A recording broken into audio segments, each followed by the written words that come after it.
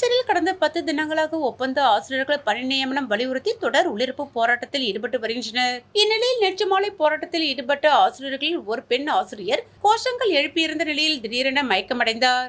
இந்நிலையில் போராட்டத்திற்கு ஆதரவு தெரிவித்திருந்த லட்சிய ஜனநாயக கட்சியின் மகளிர் மாநில அணித்தலைவி பிரபாதேவி தனது காரில் மயக்கம் அடைந்தவர்களை ஏற்றிக்கொண்டு முதல் உதவிக்காக கதிர்காமம் அரசு பொது மருத்துவமனைக்கு சென்று சிகிச்சைக்கு அனுமதித்தார்.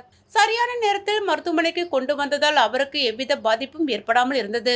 இதுகுறித்து லட்சிய ஜனநாயக கட்சியின் மாநில மகளிர் அணி தலைவி பிரபாதேவி கூறுகையில், தொடர்ந்து 10 நாட்களாக சரியான உறக்கம், ஓய்வு, மன அமைதி இவை ஏதும் இல்லாத சூழலில் அவரின் உடலில் நலம் பெரிதும் பாதிக்கப்பட்ட நிலையில் இந்நிலை ஏற்பட்டதாகவும், மேலும் தொடர்ந்து அரசாங்கம் இவர்களை கண்டு கொள்ளாமல் காணாமல் இருப்பதும் மிகவும் வருந்தத்தக்க செயல். இதனை உடனடியாக அரசாங்கம் கவனம் எடுத்து இவர்களின் கோரிக்கையை நிறைவேற்ற வேண்டும். இல்லை என்றால் எங்கள் கட்சி சார்பாக மிகப்பெரிய போராட்டத்தில் ஈடுபடுவோம் என்றும் தெரிவித்தார். மேலும் போராட்டத்தில் ஈடுபடுவதற்கு அடிப்படை வசதிகள் கூட இல்லாமல் மிகவும் கஷ்டத்தில் உள்ளார்கள். இது மிகவும் வருந்தத்தக்கது என்றும் தெரிவித்தார்.